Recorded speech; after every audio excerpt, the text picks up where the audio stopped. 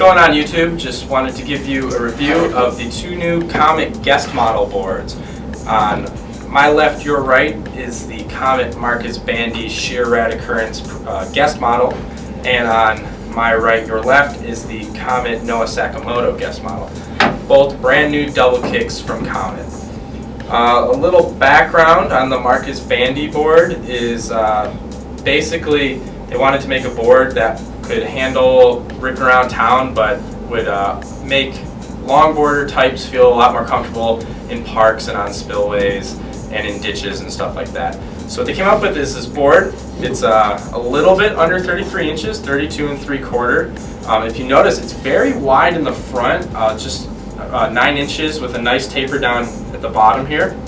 It has dual mounting options. The outer holes are for calipers and other reverse kingpin trucks line up with the wheel wells. If you're going to run indies, which I highly suggest you do, you want to run it on the inner wheelbase so that your pop is all good, and so you line up with the wheel wells here. So yeah, the Marcus one's really great for parks and slashing around town. I'm really stoked on how wide it is up front because it just gives you a lot of leverage for heavy front foot carving around round walls and pools and stuff like that. The wheelbase is very comfortable. It's a bit bigger than your typical street deck. I think it's something like 15.5 inches. You can check in the description for the exact number.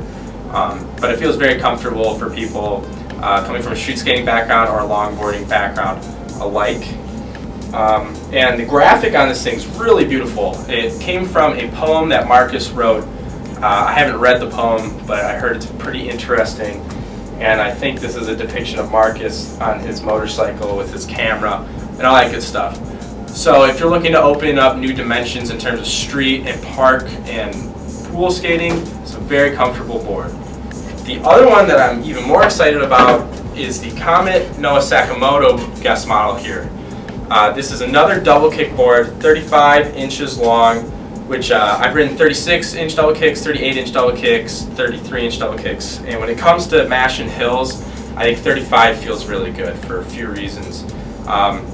You can ride it in snowboard stance very well with your feet in both of these pockets right here. And it's very comfortable, especially when you're mobbing faster speeds. But if you do want to ride on the tail, if you notice it, the way that they cut the board gives it a really beautiful waist here, and it's nice and wide up front and wide right here, and then it tapers back down again to get your foot over the kicktail for tweaking out slides.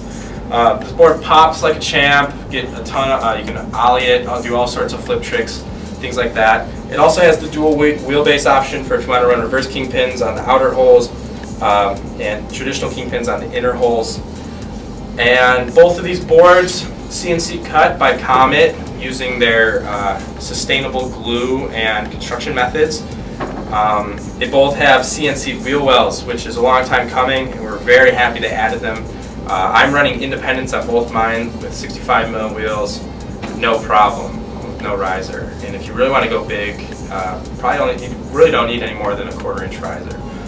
So I would set these up personally with independents, especially the Marcus Bandy. I go 169s and some hard wheels, maybe some bones or some rain skates or some Autobahns.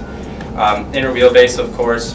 And the Noah feels really good with independents as well, but if that feels a little too foreign to you, don't hesitate to throw on some 9-inch calipers or Paris 150s, as long as you go with the outer wheelbase. So yeah, if you're looking to mash up a park, mash up a hill, anything in between, these will definitely do you good. If you're trying to buy one, we got the #1 Marcus Bandy model here, 1 out of 500, and give us a shout at 517-333-6860 for your order, or just hop on absboards.com. Thanks.